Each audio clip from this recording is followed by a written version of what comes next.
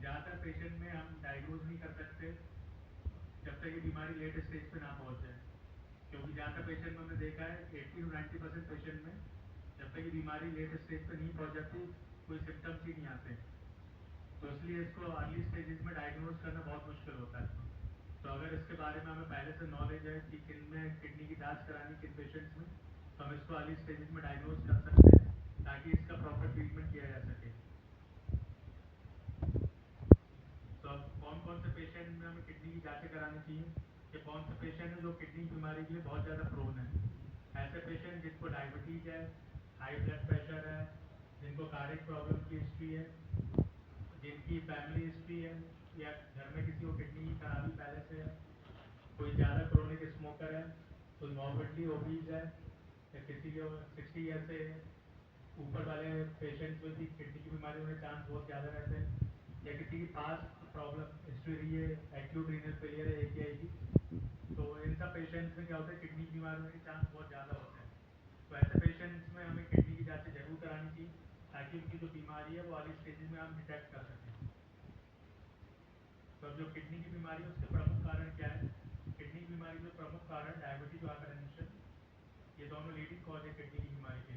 उसके अलावा और भी कई ज़्यादा बीमारी जैसे क्रोनिक ग्लोमेरुलोनेफ्राइटिस जो किडनी की अंदरूनी बीमारी होती है, सिस्टिक किडनी डिजीज, उसमें कॉमन रहती पॉलीसिस्टिक किडनी डिजीज, या नेफ्रोलिथियासिस, किडनी में पथरी हो जाए तो उससे भी किडनी डैमेज हो सकती है। क्रोनिक पायलोनेफ्राइटिस, किडनी में बार बार इन्फेक्शन हो उससे भी किडनी डैमेज होकर सीकेडी में पेशेंट पास हो सकता है। तो किडनी की खराबी होने के कई कारण है, उसमें मुख्य कारण डायबिटीज और हाइपरटेंशन ही है। तो जैसा कि हमने डिस्कस किया, किडनी की बीमारी के सबसे खराब बात यही है तो जो शुरुआती स्टेज में हमें कोई सिम्टम या कोई लक्षण देखने को नहीं मिलते, और जब तक पेशेंट की किडनी 80 to 90% डैमेज हो जाए तो ज़्यादा पेशेंट्स को कोई भी सिम्टम्स नहीं आते, पर हाँ कुछ पेशेंट्स में हम सिम्टम्स देख सकते हैं खासकर अर्ली स्टेजेस में, तो ऐसे पेशेंट की हम किडनी की जाँच करा सकते हैं। पेशेंट में सिम्टम्स देखने को मिल सकते हैं जैसे बार बार यूरिन आना, अत्यधिक थकान होना, भूख कम लगना, हाथ पैरों में सूजन आना, सांस में दिक्कत होना, पेशाब में खून या झाग आना, चेहरे पे सूजन आना, स्किन ड्राई होना है, बार बार खुजली होना। वैसे तो ये सारे लक्षण या सिम्टम्स हमें कई बीमारियों में मिल सकते हैं, पर अगर किसी पेशेंट को ये सिम्टम्स हमें लगातार देखने को मिल रहे हैं तो ऐसे पेशेंट की हमें किडनी की जाँच जरूर करानी चाहिए। इसके अलावा और भी कई सिम्टम्स जैसे किसी काम में मन न लगना, प्रॉपर नींद ना आना, हाथ पैर सुन्न पड़ना, बार बार उल्टी होना या उल्टी का मन करना, मांसपेशियों में जकड़न होना, बीपी बढ़ना, खासकर अगर किसी का यंग एज में बीपी बढ़ता है या लेस देन 40 ईयर्स की एज में अगर किसी का बीपी बढ़ रहा है तो ऐसे पेशेंट में हमें किडनी की प्रॉब्लम जरूर करनी चाहिए और उसको किडनी प्रॉब्लम के लिए स्क्रीन करना चाहिए। तो हम किडनी की बीमारी पता करने के लिए क्या क्या जो मेन जाँच है वो करानी चाहिए हमें। और सबसे कॉमन जाँच जो है EGFR है। EGFR जो हम ऐसा नहीं कि हम EGFR कराने के लिए लैब पे जाने की जरूरत है, EGFR हम आराम से एक इक्वेशन के थ्रू निकाल सकते हैं। ये ऐप है नेशनल किडनी फाउंडेशन का, इस ऐप के जरिए हम पेशेंट के EGFR निकाल सकते हैं। इसमें ऐप में आपको पेशेंट का सीरम क्रेटिनिन डालना है, पेशेंट की एज डालनी है, पेशेंट मेल है फीमेल ये डालना है और बाकी रेस डालनी है। तो ऐप ऑटोमेटिकली पेशेंट के EGFR कैलकुलेट करके देता है। तो अगर हमारे पास EGFR अवेलेबल नहीं तो हम क्रेटिन के जरिए भी पता कर सकते हैं कि पेशेंट को किडनी की प्रॉब्लम है कि नहीं। और दूसरा जो स्क्रीनिंग टूल है एल्बुमिन क्रेटिन रेशो, ये भी जरूरी है यूरिन में प्रोटीन कितना आ रहा है। एल्बुमिन क्रेटिन रेशो से हमें यूरिन में प्रोटीन की जो मात्रा है वो पता कर सकते हैं। एल्बुमिन क्रेटिन रेशो निकालने के लिए हम जो यूरिन में जो एल्बुमिन है मिलीग्राम में उसको क्रेटिन कंसंट्रेशन के वो जो ग्राम में उससे डिवाइड करके यूरिन ACR या पेशेंट का यूरिन एल्बुमिन क्रेटिन रेशो निकाल सकते हैं। तो जो दो मेन जांचें हमें मिली है किडनी बीमारी पता करनी वो है पेशेंट के सीरम क्रेटिन और यूरिन में कितना प्रोटीन है। अगर हम पेशेंट में EGFR और ACR निकाल सकते तो ये और बढ़िया बात है। तो किडनी की बीमारी जो CKD है उसको 5 स्टेजेस में कैसे डिवाइड करते हैं, जो आजकल करंट नोमेनक्लेचर वो GFR के बेसिस पे रहता है। तो नॉर्मल GFR जो हम कहते हैं वो 90 से ऊपर मानते हैं। जो स्टेज 2 माइल्डली डिक्रीज स्टेज 2 जो माइल्डली डिक्रीज GFR 60 to 89 के बीच में, स्टेज 3 GFR वो रहता है 30 से 60 के बीच में, स्टेज 4 15 to 29 के बीच में, लास्ट स्टेज जो स्टेज ऑफ किडनी फेलियर रहती है उसमें पेशेंट का GFR 15 से कम रहता है। तो इस तरह से GFR के अकॉर्डिंग पेशेंट की जो किडनी की बीमारी को 5 स्टेजेस में डिवाइड कर सकते हैं। तो जैसा कि हमने डिस्कस किया, पेशेंट को सीक्रेटली डायग्नोज करने के लिए, लेबल करने के लिए हमें पेशेंट की EGFR यूरिन ACR मेजर करना बहुत ज़रूरी है। और अगर ये दोनों चीज़ें एबनॉर्मल या इनमें से एक भी चीज़ 3 महीने उससे ज़्यादा के लिए एबनॉर्मल आती है तो पेशेंट को कह सकते हैं उसको क्रोनिक किडनी डिजीज है। बाकी इनके साथ में देखना चाहिए कोई रिवर्सिबल कॉज तो नहीं है, कोई पेशेंट NSAID तो नहीं ले रहा, कोई रिसेंटली कॉन्ट्रास्ट यूज तो नहीं किया किसी ने, या किसी को BPH यूरिनरी किडनी स्टोन्स तो नहीं है, जिसको हम ट्रीट करके पेशेंट की किडनी बीमारी को रिवर्स कर सकते हैं। तो अगर किडनी की बीमारी का कोई पेशेंट या जिस किसी पेशेंट में हम किडनी की बीमारी सस्पेक्ट कर रहे हैं, ऐसे पेशेंट में हमें बेसिक क्या क्या जांचें करानी चाहिए।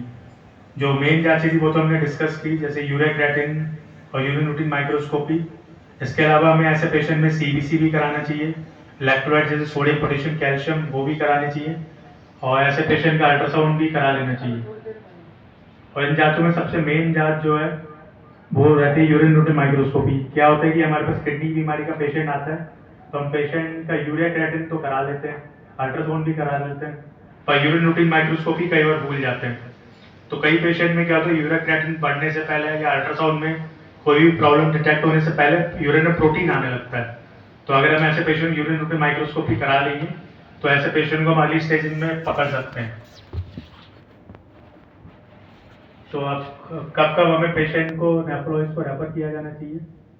अगर किसी पेशेंट की GFR 30 से कम है, या किसी का सीरम क्रिएटिन 2 से ज़्यादा है, या किसी का क्रिएटिन तेजी से बढ़ रहा है या GFR तेजी से डिक्लाइन कर रहा है, तो ऐसे पेशेंट को आइडियली नेफ्रोलॉजिस्ट को रेफर कर दिया जाना चाहिए ताकि उसका बेटर ट्रीटमेंट किया जा सके। बाकी और क्या क्या इंडिकेशन है जिसमें हम नेफ्रोलॉजिस्ट को रेफर कर सकते हैं? किसी को रेजिस्टेंट हाइपरटेंशन है या किसी का BP कंट्रोल नहीं हो रहा, कोई सस्पेक्टेड ग्लोमेरुलोनेफ्राइटिस, या किसी की यूरिन में RBC मिल रहे हैं, RBC कास्ट मिल रहे हैं, और किसी को बार बार पथरी की प्रॉब्लम हो रही है, या किसी को सीरियस इलेक्ट्रोलाइट डिसऑर्डर, या किसी का बार बार सोडियम कम हो रहा है, पोटेशियम कम हो रहा है, पोटेशियम बढ़ रहा है, तो ऐसे पेशेंट को हमें नेफ्रोलॉजिस्ट को रेफर कर देना चाहिए। तो जैसे कि हमने डिस्कस किया स्टेज 1 2 3 तक, तो आइडियली फिजिशियन मैनेज कर सकता है पेशेंट को, पर स्टेज 4 5 में आइडियली पेशेंट जो किडनी का उसको नेफ्रोलॉजिस्ट को रेफर करे, नेफ्रोलॉजिस्ट मैनेज करे तो ज़्यादा बेटर है। तो इस बारे में इंटरनेशनल गाइडेंस क्या कहती है? जो ऑस्ट्रेलियन गाइडेंस वो कहती है किसी का सीरम क्रिएटिनिन 1.7 से ज़्यादा है, या किसी का GFR 30 से कम है, या किसी का 24 hour urine protein more than 1 gram से ज़्यादा, तो आइडियली ऐसे पेशेंट के चांस रहते हैं कि उसकी किडनी की बीमारी बहुत तेज़ी से बढ़ सकती है। तो ऐसे पेशेंट को नेफ्रोलॉजिस्ट को रेफर करने टाइमली तो बेटर रहेगा।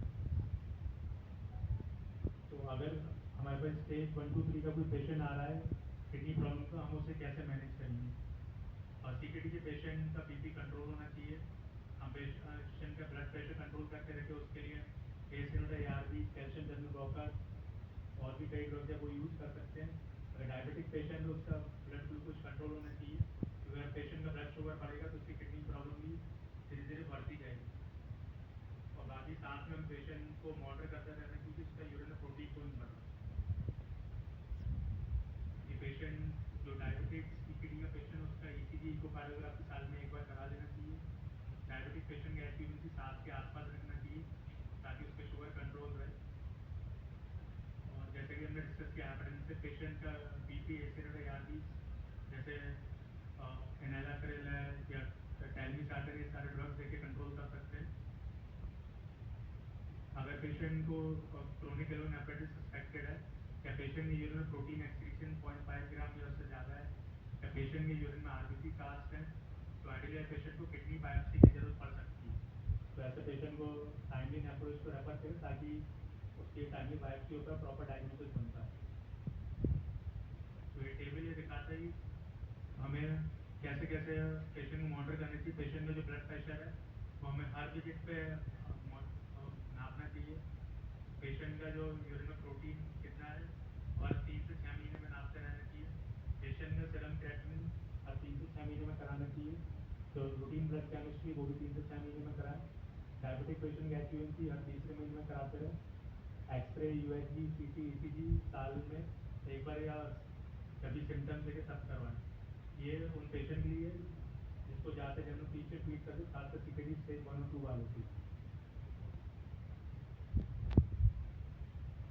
तो ये टॉक को कंक्लूड करने के लिए मैं कहना चाहूँगा, और जैसे कि हमने डिस्कस किया, CKD जो डिजीज है वर्ल्ड वाइड प्रिवलेंट है। डायबिटीज, हाइपरटेंशन इसके 2 प्रमुख कारण हैं। और किडनी की बीमारी की सबसे खराब बात यही है कि इसमें ज़्यादातर पेशेंट में हमें एंड स्टेजेस पर कोई भी सिम्टम या कोई लक्षण देखने को नहीं मिलते। तो ज़्यादा पेशेंट की जब तक किडनी 80 to 90% डैमेज नहीं हो जाती, तब तक हमें ऐसे पेशेंट्स में कोई भी सिम्टम्स देखने को नहीं मिलते। तो आइडियली ऐसे पेशेंट को जल्दी डायग्नोज करने के लिए हमें जो डायबिटिक पेशेंट है, हाइपरटेंसिव पेशेंट है, या जिन पेशेंट्स में फैमिली हिस्ट्री है किडनी प्रॉब्लम की, या जिनको पहले किडनी की प्रॉब्लम रह चुकी है, ऐसे पेशेंट में किडनी की जाँचें जो कि यूरिया क्रिएटिनिन और यूरिन रूटीन माइक्रोस्कोपी करा के देखें, ताकि पेशेंट की किडनी की बीमारी टाइम पे डायग्नोज की जाए। फिर टॉप को मैं कहकर कंक्लूड करूँगा, आपके पास अगर कोई भी पेशेंट डायबिटीज, हाइपरटेंशन का आ रहा है, चाहे उसको डायबिटीज़ कल से है